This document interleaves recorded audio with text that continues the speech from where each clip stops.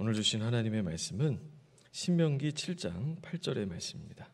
여호와께서 다만 너희를 사랑하심으로 말미암아 또는 너희 조상들에게 하신 맹세를 지키려 하심으로 말미암아 자기의 권능의 손으로 너희를 인도하여 내시되 너희를 그 종되었던 집에서 애굽 왕 바로의 손에서 속량하셨나니.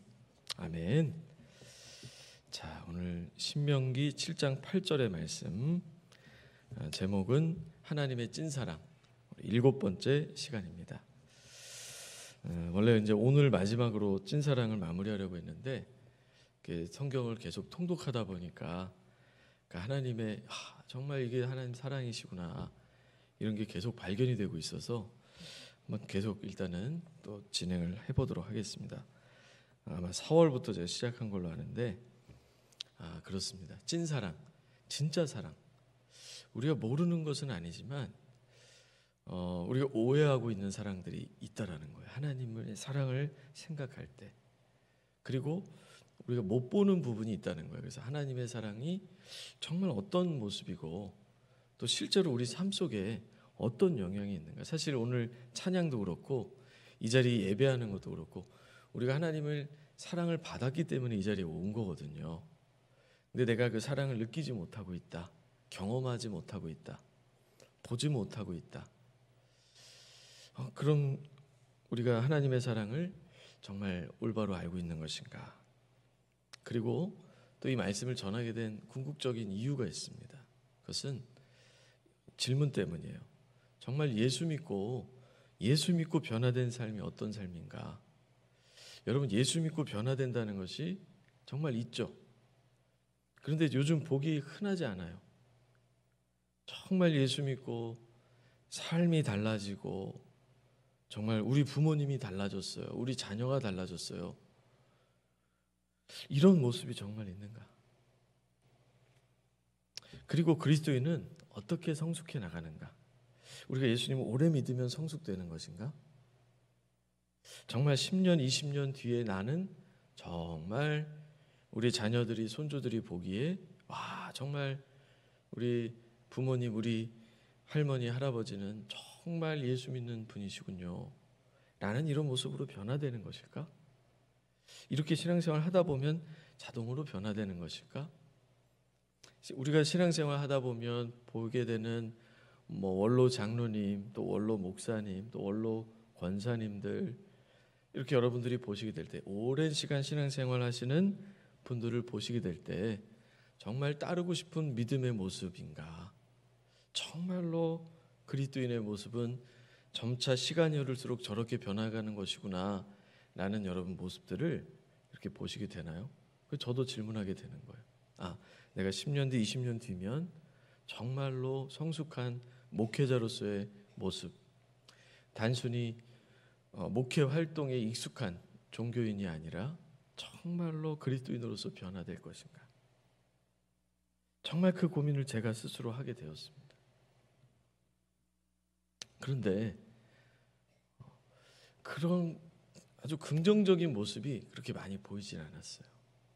정말 믿음의 권사님, 믿음의 장로님, 믿음의 목사님, 제가 대표적인 믿음의 사람들이라고 하는 분을 예를 든 거예요. 그분들을 볼 때 정말 하나님을 믿기 때문에 어려운 일이 생기고 유혹이 오면 그것을 탁탁 뿌리칠 수 있는가? 정말로 평탄할 때는 괜찮은 것 같지만 정말 어려운 시련, 억울한 일, 불행한 사건이 발생하면 정말 믿음으로 굳건히 일어서는가? 아니면 한없이 추락하거나 넘어지는가? 정말 믿음이 있기 때문에 정말로 세상에서 다른 모습인가? 여기에 대해서 그렇게 차이를 확연하게 보지는 못하고 있어요. 정말 30년 이상 신앙생활 하신 분들은 믿음에 흔들리지 않는 모습, 딱 이렇게 정말로 자녀들이나 직장 동료들이 정말로 예수 믿고 정말 다른 삶을 살았구나, 다른 삶을 사셨군요 라고 말할 수 있는 모습, 이 모습인가? 그런데 우리가 예배를 많이 드리고 기도 생활을 많이 해도 정말 예수 믿는 사람으로서 변화되는 것에 대해서 확실하다고 말하기가 어렵다는 거예요. 왜냐하면 이제는요, 믿음의 세대가 몇 세대를 지났어요. 우리 할머니, 할아버지, 부모님 세대를 보고 자랐어요. 그러니까 지금 젊은 세대들이나 자녀 세대들은요, 믿는 그대로 그냥 따르질 않습니다. 부모님의 모습을 봐도 별로 이렇게, 혹은 믿음의 본이 되는 목회자님들의 모습을 봐도 그렇게 도전이 되지 않는구나 라고 이제 비교하면서 자기의 신앙을 결정하는 시대.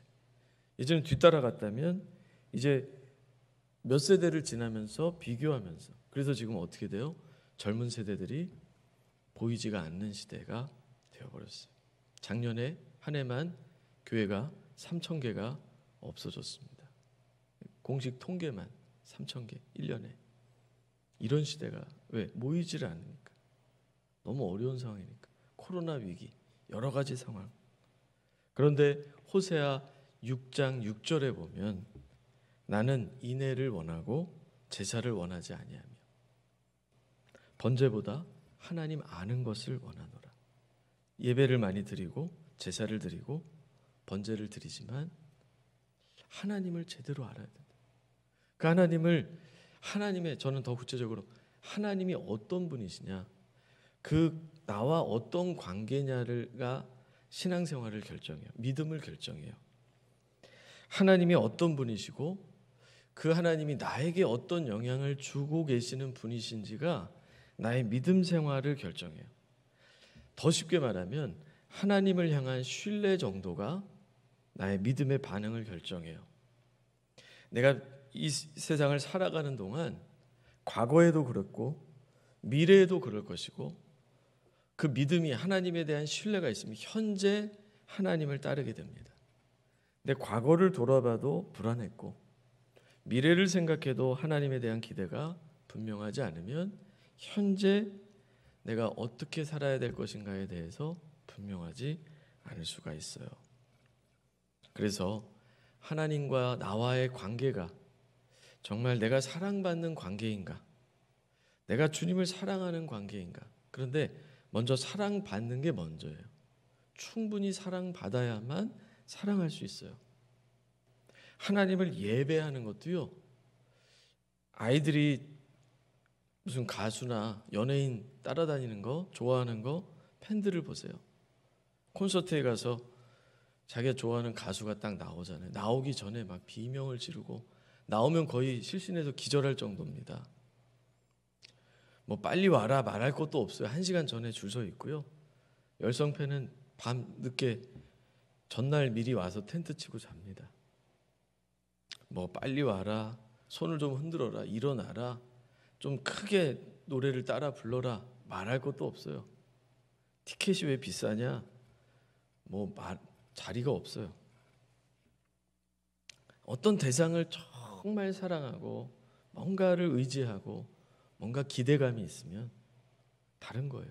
근데 우리가 뭐 주님을 예배를 잘 드리십시오, 뭐 하십시오, 어떻게 좀 하십시오, 뭐 좀 내십시오.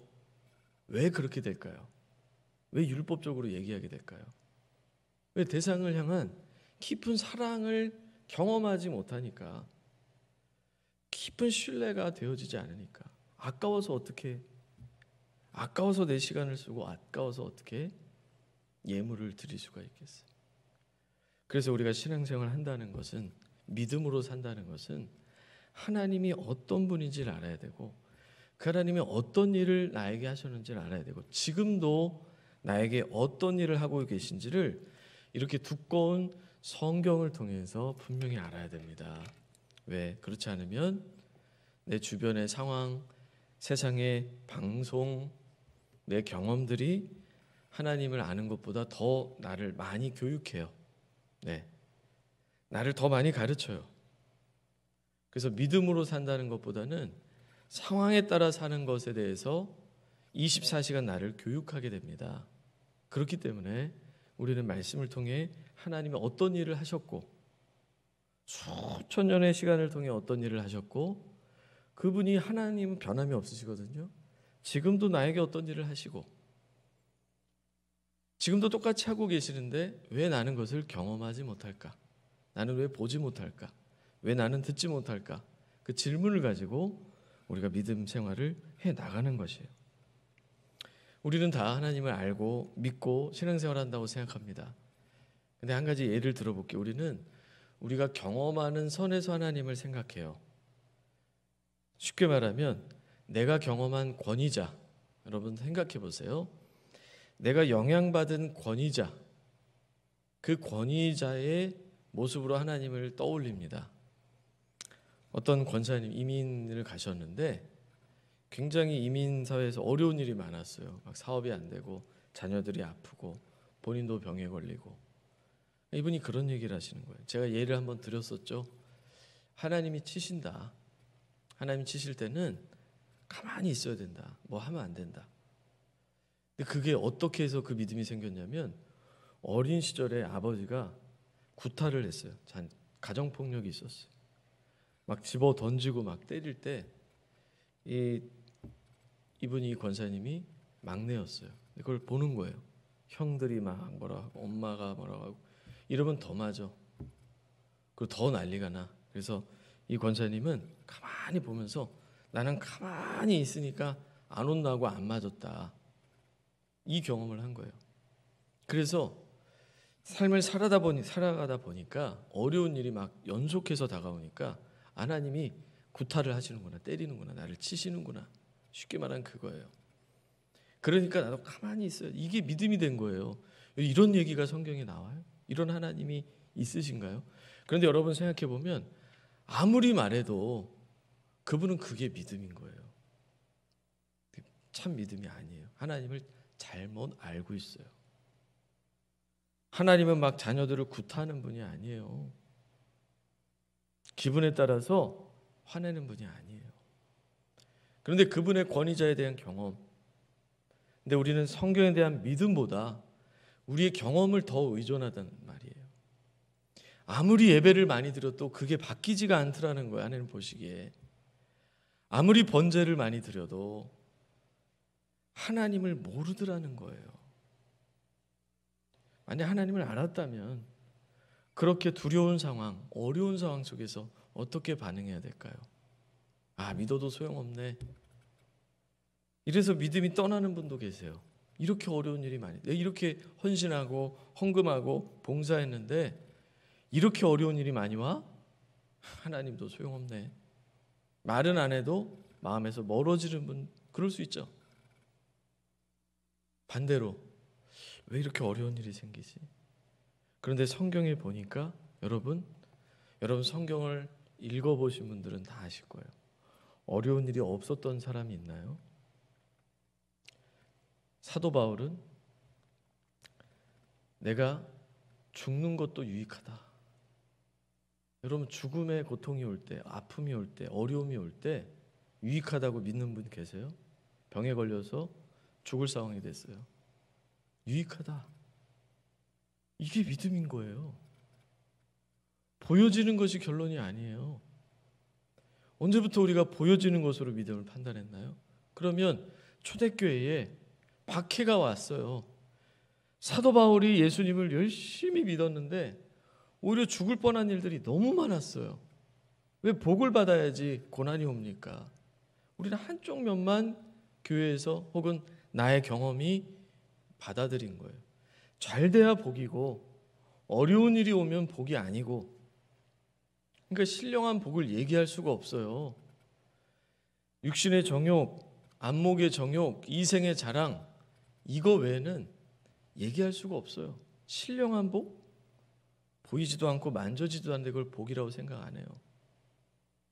고난이 오면 환난은 인내라는 열매가 맺혀져요.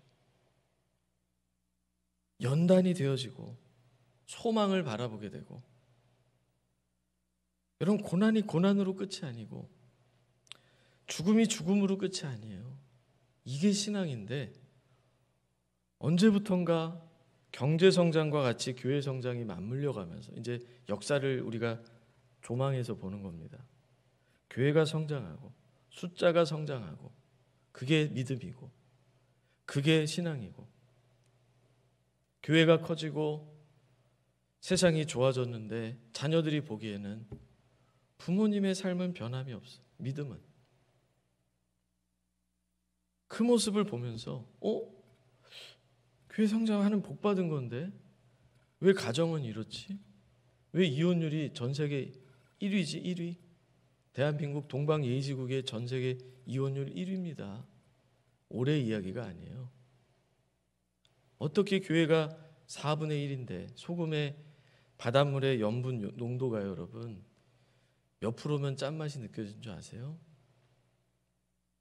그런데 교회가 4분의 1이라고 하는데 세계 최대 교회가 한국에 있고 그렇다는데 나도 교회 다니는데 왜 우리 가정은, 왜 우리의 자녀는, 왜 나의 마음은 어려운 일이 생기면 요동치는가? 믿음이 요동치는가?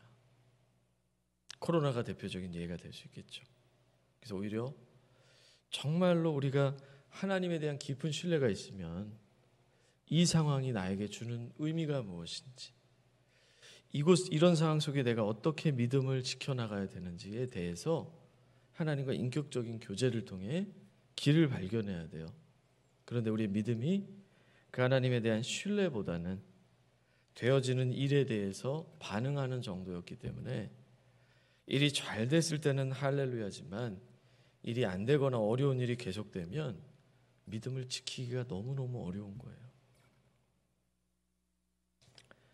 우리의 경험으로 하나님을 판단해서는 안 된다는 겁니다. 내가 느낀 것으로 하나님을 믿어서는 안 된다는 거예요. 그래서 우리는 하나님을 오해해요. 우리 경험 때문에. 내가 경험했던 권위자를 하나님과 대입시켜요. 그래서 헌금을 제대로 못하면 교회 못 나와요. 그런 청년이 있었어요. 그래서 뒤에 앉거나 기둥 뒤에 숨어 있거나, 왜? 11조를 온전히 못했다는 거예요. 그럼 예수님은 여러분 11조 잘했는지 헌금 못했는지 체크하면서 앞에서 체크하는 분이십니까? 학교에 여러분 그 주임 선생님 같은 머리가 길었느냐 복장이 어떻느냐 뒤에서 기다리면서 혼내주고, 그게 주님이라고 생각해요. 말은 안 해도 그렇게 믿고 있는 거예요. 우리가 그런 모습이 많더라니까요. 저도 그래요.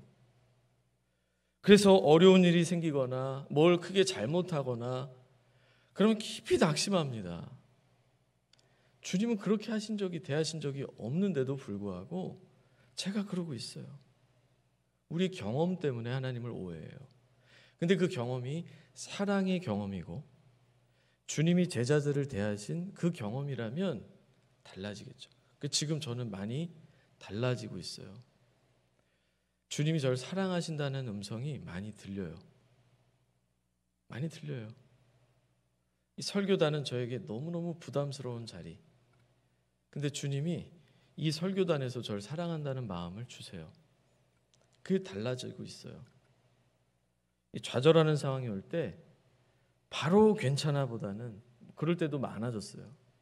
그런데 좌절한 상황이 와도 그 순간에 흔들리다가 다시 괜찮아라는 마음이 계속 들어요. 주님이 제자들을 대하신 대로 저를 대하신다는 것이 느껴지기 시작해요. 그러니까 이 경험이 사랑의 경험이고 하나님이 정말 우리를 대하시는 그런 경험으로 경험하면 오히려 그 경험이 나의 믿음을 달라지게 만들어요.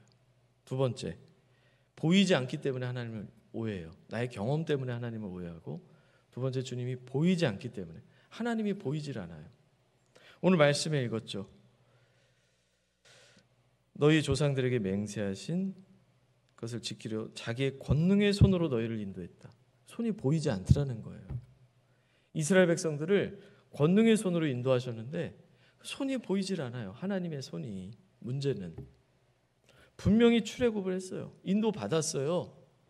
그런데 손이 보이지 않아요. 여러분, 하나님께서 지금 이곳에 우리가 예배드리게 하신 것이 하나님의 손이 여러분들을 지키셔서라는 사실을 여러분 믿으셔야 돼요. 이제 나중에 설교 끝나면 믿게 되실 거예요. 지금 확실히 와닿을 수도 있어요. 왜? 나는 보이는 것, 만져지는 것의 세계에 너무 익숙해져 있어요. 그러니까 뭐 하나님이 날 인도하셨다? 뭐 내가 경험한 게 없는데요? 기도 응답된 게 별로 없는데요? 이러고 있어요. 우리가 이러고 있다고요. 그럼 우리가 보는 것, 느끼는 것, 만져지는 것 얼마나 우리가 제한적인 줄 아세요? 미시세계라고 하죠. 모기의 날개를 현미경으로 보면 굉장히 세밀하게 하나하나 이렇게 나눠져 있어요. 그냥 이렇게 생긴 게 아니에요. 나중에 찾아보세요. 현미경으로 모기의 날개를. 그 미시세계 우리는 보지 못합니다. 거시세계는 볼까요? 크면 볼까요? 여러분, 지구 외에 수많은 별들, 그 수억 개의 별들이 무슨 색깔인지 어떤 모양인지 우리가 볼 수 있나요? 현미경이나 만원경이 없이는 미시세계, 거시세계를 볼 수 없어요. 근데 우리 보이는 게 다라고 생각해요. 보이지 않는 수많은 일들, 그 미시세계를 만드신 분이 계세요. 디자인하신 분이 계세요.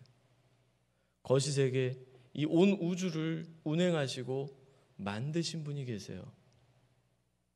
그 하나님, 내가 그 하나님이 그렇다면 보이지 않고 만져지지 않는다고 해서 일하지 않는다고요? 돌보지 않는다고요? 이게 세상의 시각이에요. 세상의 시각. 우리가 세상의 시각을 무시하면 안 돼요. 세상의 시각도 알아야 됩니다. 알아야 돼요. 정치가 어떻게 돌아가고 법이 어떻게 만들어지고 왜 그 법을 자꾸 만들려고 입법화하려고 하는지 알아야 돼요. 막을 것은 막아야 됩니다. 모르면 안 돼요. 왜 그 영향력이 어떻게 되는지 정치적인 이익을 위해서 한다면 막아야 돼요. 깨달아야 돼요.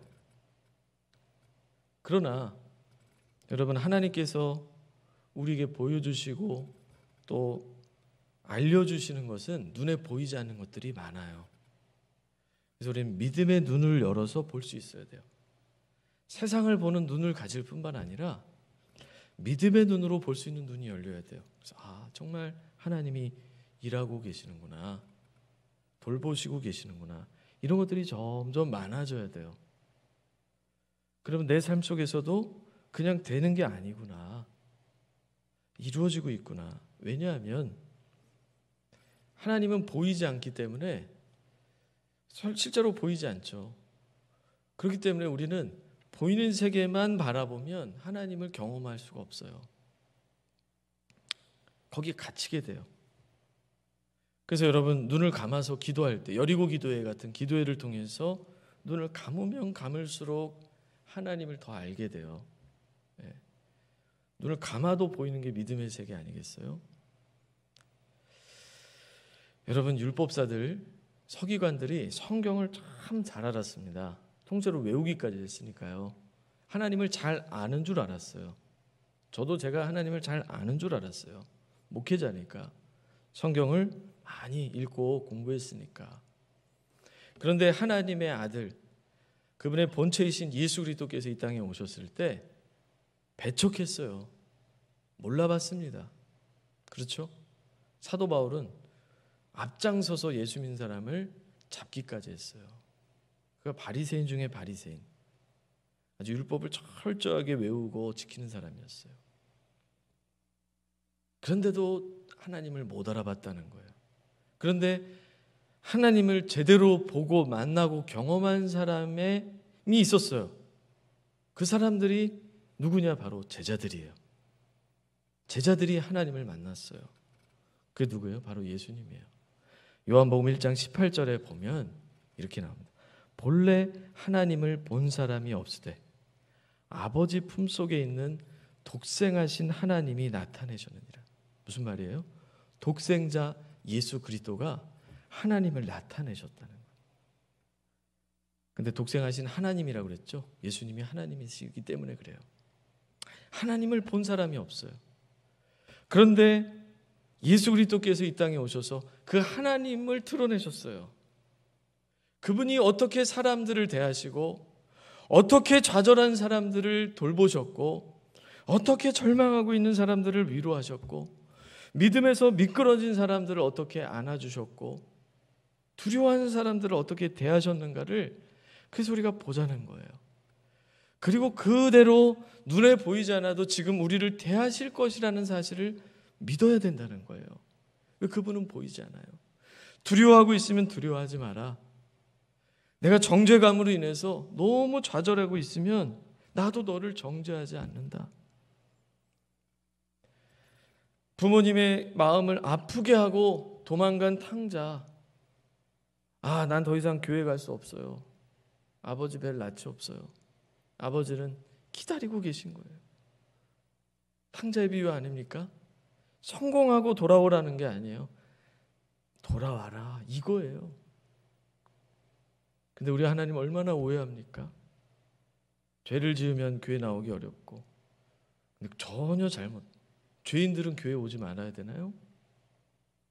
나는 의인을 부르러 온 것이 아니라 죄인을 부르러 왔다.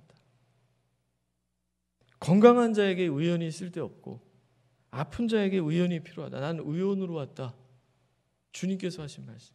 연약하기 때문에, 실패했기 때문에, 좌절했기 때문에, 믿음으로 못 살았기 때문에, 믿음으로 무리를 걷던 베드로, 그러나 두려움에 물에 빠졌을 때 주님이 즉시 손을 내밀어 잡아주셨잖아요. 내가 믿음에 미끄러졌을 때 즉시 손을 잡아주시는 주님을 경험하시나요? 보이지 않으니까, 만져지지 않으니까 경험 못한다고 생각해요. 근데 주님은 하고 계시는 거예요. 그래서 지금까지 우리가 살아온 겁니다. 이제 믿음의 눈을 열어서 어떻게 하셨는지를 우리가 봐야 된다는 거예요. 제자들이 주님을 보면 볼수록, 알면 알수록. 그래서 여러분 12제자 다 순교했지만 11제자가 한 명, 가룟 유다는 물론 자살을 했지만 한 명의 제자가 마지막까지 살아 있었어요. 그게 사도 요한입니다. 인생 말년에 반모섬에 유배를 가서 요한계시록을 기록하죠. 요한복음, 요한 1, 2, 3, 4, 1, 2, 3, 서, 그 다음에 요한계시록을 기록한 사도 요한. 그는 살아있는 동안 주님과 계속 동행해 늙어 죽을 때까지 그가 어떻게 주님을 고백하나요? 요한일서 4장 8절에 이렇게 그가 고백을 합니다. 사랑하지 아니하는 자는 하나님을 알지 못하나니 하나님은 사랑이심이라. 하나님은 사랑이라는 거예요. 그렇게 살아보니까, 그렇게 주님과 동행하다 보니까, 우리도 주님과 동행한다고 말하지만 정말 동행할까요? 24시간 같이 계실까요? 그렇게 나를 정죄하고 막 치시는 분인데, 버럭버럭 화를 내는 분인데, 그 하나님과 정말 여러분 동행할 수 있으세요? 실수한 거 체크하고 벌 주는 분인데, 내가 경험한 권위자가 그렇기 때문에 동행이 불가능해요.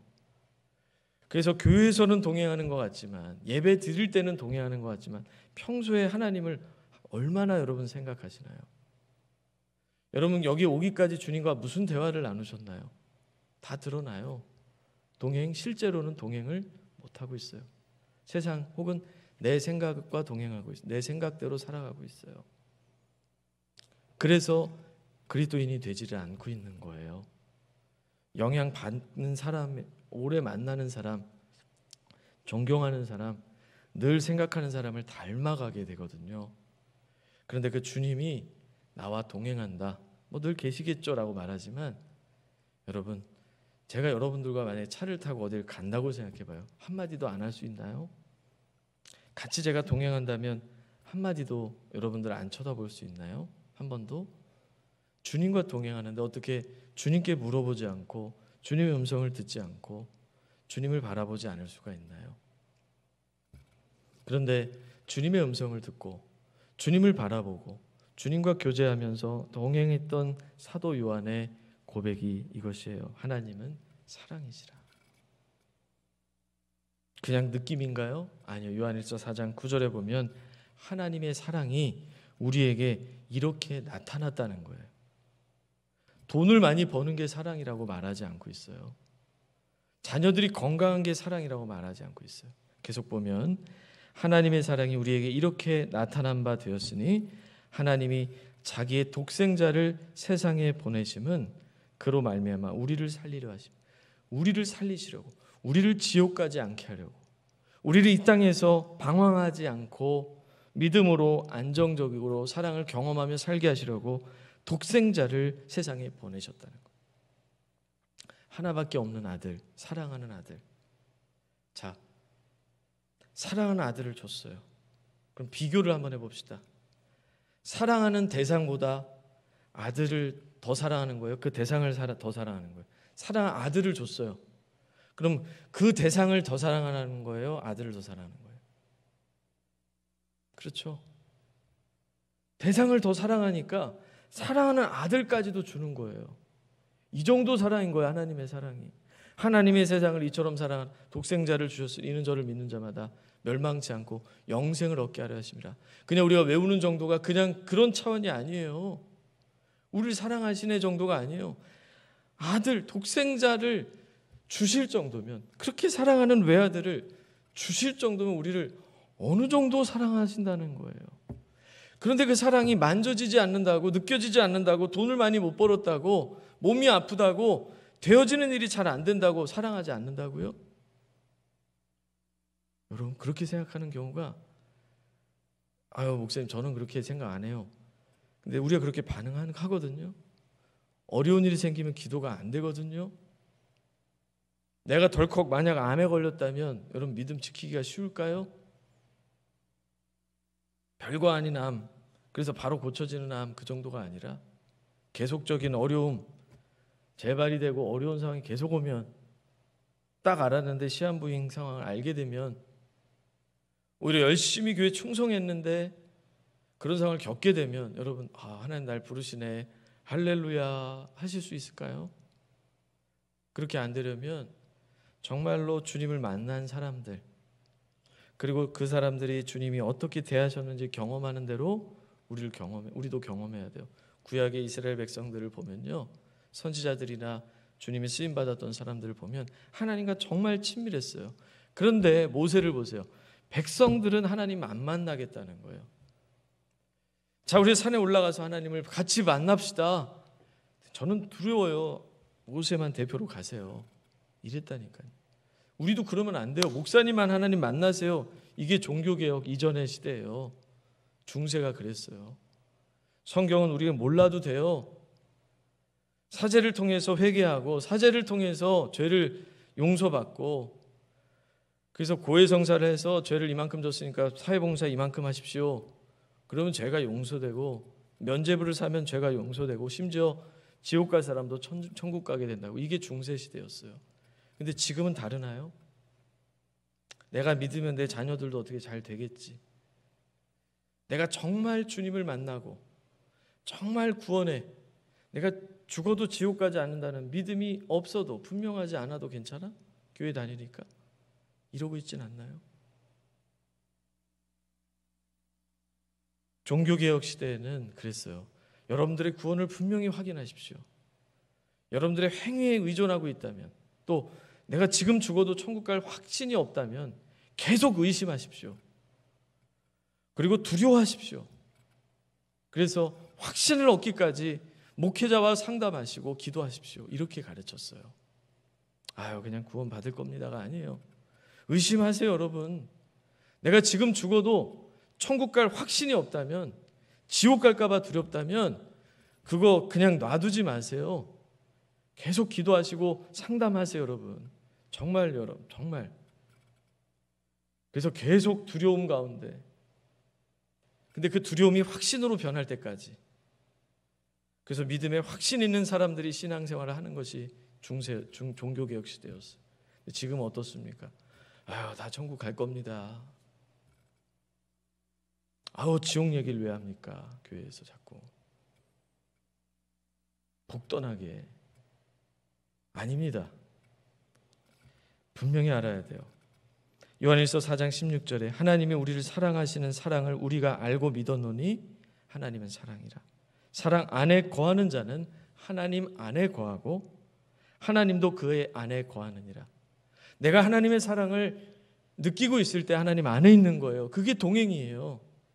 하나님의 사랑이 경험되지 않는데 어떻게 동행합니까? 그럼 반대로 하나님의 두려움을 경험하고 계신가요? 그것도 아니에요. 그래서 어떻게든 두려움을 경험하게 하려고 막 겁을 주고, 그래도 속지 않아요. 왜? 진리는 사랑이기 때문에 두려움으로 믿게 할 수 없어요. 이단들은 그렇게 두려움을 조성하죠. 그래서 666이다, 바코드다 막 이러다가 그것도 한두 번이죠. 나중에 무너지는 거예요. 어디서부터 시작됐어요? 사랑으로부터 시작됐어요. 기독교는요, 신앙은요. 근데 그 사랑을 내가 못 느끼고 있다? 교회가 사랑의 공동체가 아니다? 숲은요, 건강한 숲은 멀리서 봐도 초록색이에요. 멀리서 봐도. 가까이서 봐도 초록색이에요. 참된 교회의 표징은 사랑이에요. 멀리서 봐도 사랑이에요. 가까이서 봐도 사랑이에요. 가까이서 보면 사랑이 아니에요. 멀리서 보면 사랑이 아니다. 그럼 우리가 어딘가 잘못 가고 있는 거 아닐까요? 그래서 열심히 그 사랑을 못 느낀 채 율법을 지키려고 하고 열심히 신앙생활 하려는 사람들, 그런데 사랑이 커지지가 않아요. 그래서 여러분 로마서 13장 10절에 이렇게 말씀합니다. 사랑은 이웃에게 악을 행하지 아니하나니, 그러면서 사랑은 율법의 완성. 율법의 완성이 사랑이라. 다른 게 아니라 율법을 잘 지키는 것이 결국은 사랑으로 가게 만든다는 거예요. 그래서 300여 가지 넘는 율법이 10가지로 요약한 게 10계명이고 10계명을 2가지로 요약하면 하나님 사랑, 이웃 사랑이에요. 하나님을 사랑하는데 어떻게 우상을 섬깁니까? 이웃을 사랑하는데 어떻게 도둑질하고 살인합니까? 사랑이라는 거예요. 구약으로부터 사랑이라는 표현이 너무너무 많아요. 하나님을 사랑하십시오. 하나님을 사랑하십시오. 하나님이 우리를 사랑하십니다. 너무 많아요. 그런데 어느 순간 교회에서도 사랑이라는 말, 그리고 사랑을 경험하는 것, 예배 드리면 된다라는 생각이 팽배해져 있어요. 오늘 말씀 여러분 신명기 7장 7절로 8절에 보면, 우리가 7절 8절만 읽었는데 7절부터 보면 여호와께서 너희를 기뻐하시고 너희를 택하심은 너희가 다른 민족보다 수요가 많기 때문이 아니에요. 숫자가 많은 게 아니에요. 교회가 크다고 사랑한다는 게 아니에요. 너희는 오히려 모든 민족 중에 가장 적으니라. 여호와께서 다만, 그래서 오늘 말씀이 나온 거예요. 다만 너희를 사랑하심으로 말미암아, 또 너희의 조상들에게 하신 맹세를 지키려 하심으로 말미암아 자기의 권능의 손으로 너희를 인도하여 내시되 너희를 그 종되었던 집에서 애굽 왕 바로의 손에서 속량하였다. 구원해냈다. 살려냈다는 거예요. 종에서부터. 그것을 경험해야 돼. 내가 죄의 종에서, 내가 율법의 종에서, 내가 세상의 종으로 살다가 이제 하나님의 자유자가 되는 거예요. 그 사도 바울은 갇힌 중에 낳은 아들 오네시모, 낳은 아들이라고 말해요. 종이에요. 사실 오네시모는 그 당시엔 계급사회예요. 신분사회예요. 종입니다. 그런데 그 종을요, 우리 예전에 조선시대 노비 있죠. 노비를 아들이라고 표현해요. 갇힌 중에 낳은 아들 오네시모. 왜? 내가 하나님의 아들, 자녀가 되었기 때문에. 그러니까 자녀된 얼마나 놀라운 것인지. 그런데 그 자녀를 어떻게 대해요? 사랑하신다는 거예요. 그래서 종되었던 그 자녀들을 사랑하셔서 구출해 내셨다는 거예요. 약속을 지키기 위해서, 맹세를 지키기 위해서 구출해 내셨다. 이것이 바로 은혜예요. 예수 믿게 된 것, 내가 여기까지 오게 된 것, 은혜예요. 사랑 때문에 왔다는 거예요. 사랑 때문에. 그것을 믿어드려야 돼요. 우리를 얼마나 사랑하시면 수많은 선지자들을 보내셔서 수많은 성경을 이렇게 두껍게 기록하셨고, 그냥 치면 되잖아요. 이를 말 안 들으면. 그런 분이 아니시라니까요. 하나님 날 치셨다 쉽게 말씀하지 마세요. 우리 벌써 죽었어요. 하도 많이 침을 당.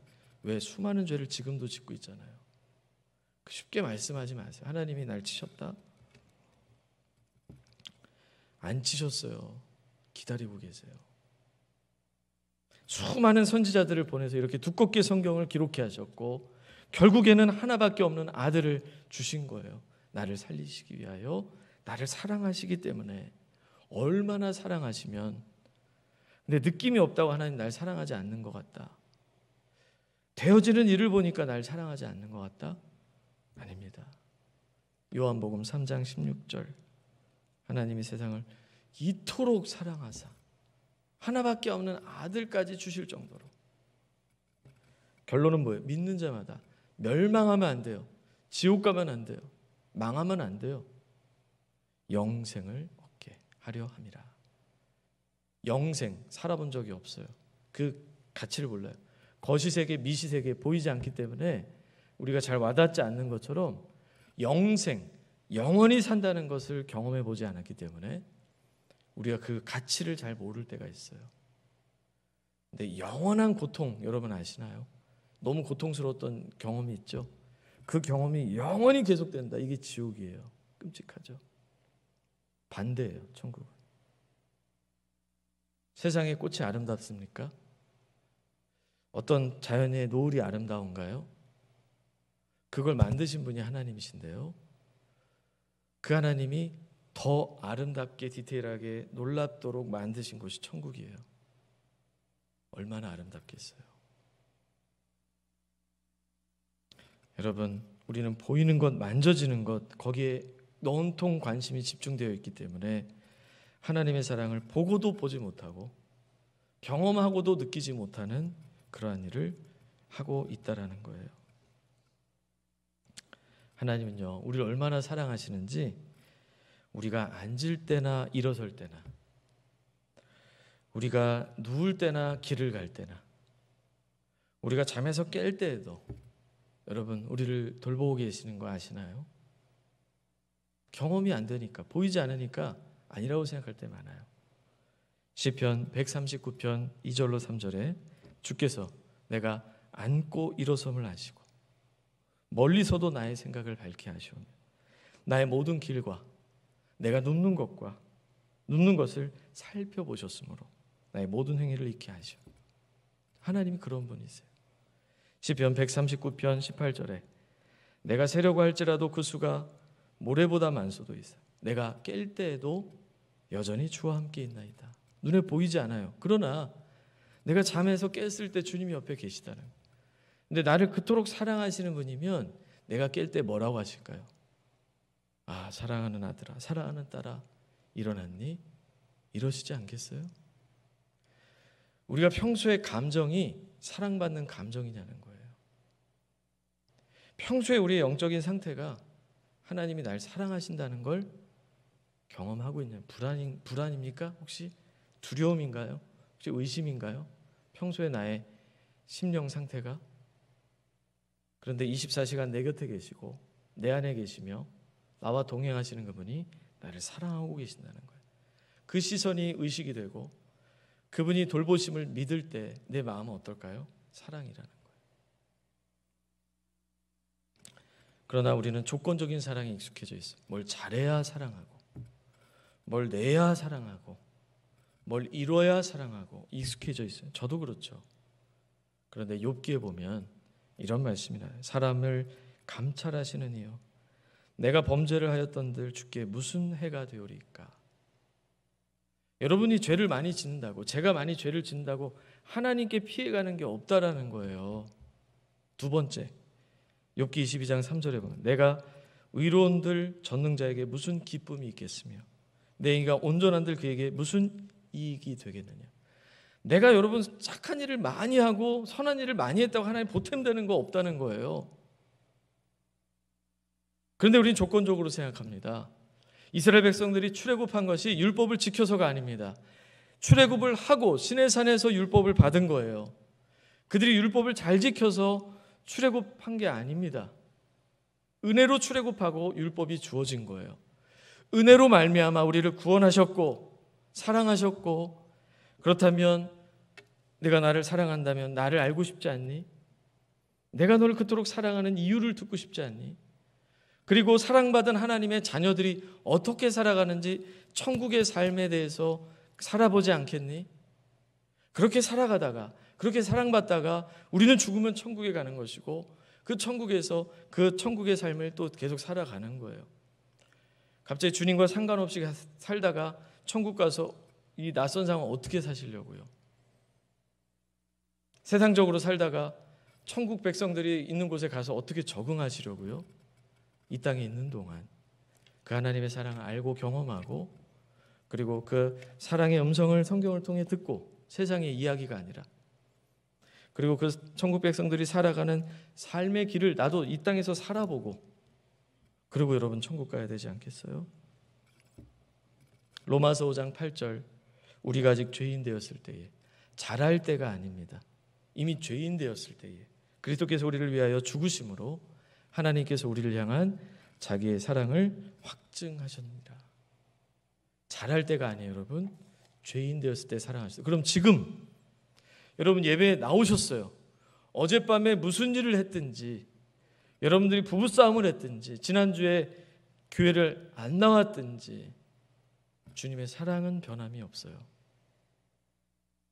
죄짓고 넘어지고 할 때 안타까워하시겠죠. 그렇다고 사랑 안 하는 게 아니에요. 사랑은 이미 십자가의 죽으심으로 사랑을 확증하셨어요. 날 사랑하신다는 걸 도장 찍으셨다는 거예요. 그걸 여러분 믿으셔야 돼요. 디도서 3장 3절로 5절에 보면 우리도 전에는 어리석은 자요, 순종하지 아니한 자요, 속은 자요, 여러 가지 정욕과 행락에 종노릇한 자요, 악독과 투기를 일삼은 자요, 가증스러운 자요, 피차 미워한 자였으나 우리 구주 하나님의 자비와 사람 사랑하심이 나타날 때에 우리를 구원하시되 우리가 행한 바 의로운 행위로 말미암지 아니하고 오직 그의 긍휼하심을 따라 중생의 씻음과 성령의 새롭게 하심으로 하셨나니. 내가 허랑방탕한 삶을 살았지만 우리 구주의 하나님의 자비하심과 사람 사랑하심으로 말미암아 우리를 긍휼히 여기셨다라는 거예요. 우리 사랑하세요. 느껴지는 게 사랑이 다가 아닙니다. 뭐가 잘 되고 자녀가 잘 되고 감사하죠. 그러나 안 된다고 해서 끝이 아니에요. 안 되면 기도하세요. 왜? 기도는 반드시 응답되니까. 그래서 주님은 구하라, 찾으라, 두드리라. 그럼 내가 찾을 것이요, 열릴 것이요, 받을 것이라고 약속하셨어요. 그래서 구하십시오. 부족한 것을 구하세요. 의심하지 마세요. 믿으세요. 분명히 자녀는 돌아올 것이고 남편은 구원받을 것이고 어려움은 극복될 것이에요. 그걸 믿어드려야 돼요. 하나님 믿어드려야 돼요. 결론입니다. 고린도후서 4장 18절, 우리가 주목하는 것은 보이는 것이 아니요 보이지 아니하는 것이. 보이는 것은 잠깐이요 보이지 않는 것은 영원합니다. 그러니까 우리가 영생을 얻는다는 것은 보이지 않는 것에 눈을 떠야 돼요. 보이는 것은 잠깐이에요. 여러분 잠깐을 위해서 이 땅을 온전히 다 사시겠어요? 내 생애를 잠깐을 위해 사시겠어요? 살지 말라는 것이 아니에요. 그러나 미래를 바라보셔야 돼요. 영원히 있다는 사실. 보이지 않는 하나님이 나를 지금도 돌보고 계신다. 왜? 나를 사랑하셔 독생자까지 주셨으니까. 나를 사랑하고 계신다. 내가 넘어졌을 때, 실패했을 때 돌보시고 괜찮아, 두려워하지 말라. 내가 너를 도우리라. 내가 너를 붙들리라. 권능의 손으로 너를 인도하리라. 이렇게 말씀하고 계시다는 거예요. 들리지 않아도 귀에, 보이지 않아도 나를 보호하고 계시다는 거예요. 그래서 신명기 8장 4절에 24년 동안 내 의복이 헤어지지 아니하였고 내 발이 부르트지 않았다. 40년 동안. 그런데 이유가 뭘까요? 출애굽기 14장 9절, 내가 애굽 사람들에게 어떻게 행하였음과 내가 어떻게 독수리 날개로 너희를 업어 내게로 인도하였음을 너희가 보았느니라. 업어서 우리를 인도했기 때문에 신발이 닳지 않고 의복이 닳지 않았다는 거예요. 신명기 1장 31절, 광야에서도 너희가 당하였거니와 사람이 자기 아들을 안는 것 같이 너희 하나님 여호와께서 너희가 걸어온 길에서 너희를 안으사 이곳까지 이르게 하셨느니라. 업고 안고 오셨기 때문에 옷이 닳지 않고 발이 부르지 않았다는 거예요. 느낌은 없었어요. 보이지도 않았어요. 그런데 하나님은 그렇게 업고서 안고서 인도하셨다는 거예요. 지금도 우리를 업고서 안고서 인도하신다는 사실을 믿으시기 바랍니다. 그게 사랑이라는 거예요. 보이지 않아도. 그래서 여러분, 첫째로 하나님은 사랑으로 나를 인도하고 계시다. 이걸 믿으셔야 돼요. 두 번째, 그 인도는 언제까지 됩니까? 죽기까지. 시편 23편 6절, 내 평생의 선하심과 인자하심이, 인자라는 건 사랑이라는 거예요. 반드시 나를 따르리니 평생 동안 내가 여호와의 집에 영원히 살리로다. 영원까지. 평생 동안 그의 선하심과 사랑이 나를 따라다닌다는 거예요. 과거에 나를 인도하신 것이 사랑이었다는 거예요. 그 출애굽기를 통해서 보았죠. 신명기에 나와 있죠. 출애굽을 통해서 보았고요. 미래에 나를 인도하신다는 거예요. 사랑으로 죽기까지. 영원히 인도하신다는 거예요. 그렇다면 현재 나는 무엇을 해야 될까요? 무엇을 해야 될까요? 요한일서 2장 16절 보이는 것에 매몰되지 말라는 거예요. 이는 세상에 있는 모든 것이 육신의 정욕, 안목의 정욕, 이생의 자랑이니. 권력도 자랑하기 위해서 권력을 추구하는 거 아닙니까? 다 아버지께로부터 온 것이 아니요 세상으로부터 온 것이니라. 그렇다면 우리는 이 세상의 영향을 받고 살아요. 그래서 세상이 전부가 아니라 하나님이 계시고 보이지 않는 영원한 것이 있다는 걸 우리가 주목하기 위한 방법이 이 성경을 읽는 것입니다. 성경을 읽을 때 여러분 이렇게 질문하세요. 주님 저를 사랑하시나요? 이러고 읽으세요. 그리고 읽어보세요. 그렇게 읽다 보니까 제가 성경에 이렇게 동그라미로 표시하는데 사랑이 너무 많이 표시되는 거예요. 하나님 사랑이 창세기부터. 심지어 이사야에도 하나님 사랑이 너무 많이 표현돼요. 보는 데마다 하나님 사랑이 곳곳에 드러나서 이 찐사랑을 멈출 수가 없는 거예요. 언제까지 될지 모르겠어요. 우리도 여러분 성경을 읽으셔야 돼요. 이것은 구원에 이르도록 자라게 하는 책이에요. 하나님을 알게 돼요. 영혼을 보게 해요. 믿음을 갖게 해요. 하나님의 음성을 듣게 만들어요. 그래서 디모데후서 3장 15절 우리 같이 한번 읽어보겠습니다. 시작. 또 어려서부터 성경을 알았나니 성경은 능히 너로 하여금 그리스도 예수 안에 있는 믿음으로 말미암아 구원에 이르는 지혜가 있게 하느니라. 아멘. 구원으로까지 우리를 인도하신다는 거예요. 천국으로까지. 이 땅에서 주인이 누구인지를 깨닫게 하고 내가 예배드리는 대상이 누구인지를 알게 하고 그분을 왜 찬양해야 되고 그분을 왜 따라야 되고 그분을 왜 사랑하는지. 그러나 먼저 사랑을 많이 받으세요. 받아야 사랑할 수 있습니다. 사랑도 못 받고 봉사하고 헌신하고 예물하고 쉽지 않아요. 예배하고 기도하고 쉽지 않아요. 그런데 나를 이토록 사랑하셨다니 도대체 그분은 누구신가? 그렇게 나를 계속 사랑하시다니 주님 제가 주님께 할 수 있는 게 뭐가 있을까요? 그때 봉사, 헌신, 예배가 되어지는 겁니다. 결론입니다. 과거에 인도하신 우리를 사랑으로 인도하셨다. 기억하시기 바라요. 미래에 하나님 우리를 사랑으로 죽을 때까지 영원히 인도하실 거예요. 그렇다면 지금 나는 그 사실을 말씀을 통해 계속 알아야 돼요. 그 사랑을 보셔야 돼요. 그 삶 속에 느끼셔야 돼요. 보이는 게 전부가 아닙니다. 보이지 않아도 보이지 않는 영원한 것이 있어요. 그러한 주의 사랑을 과거, 현재, 미래 누리시고 확신하시기를 주님의 이름으로 간절히 축원을 드립니다.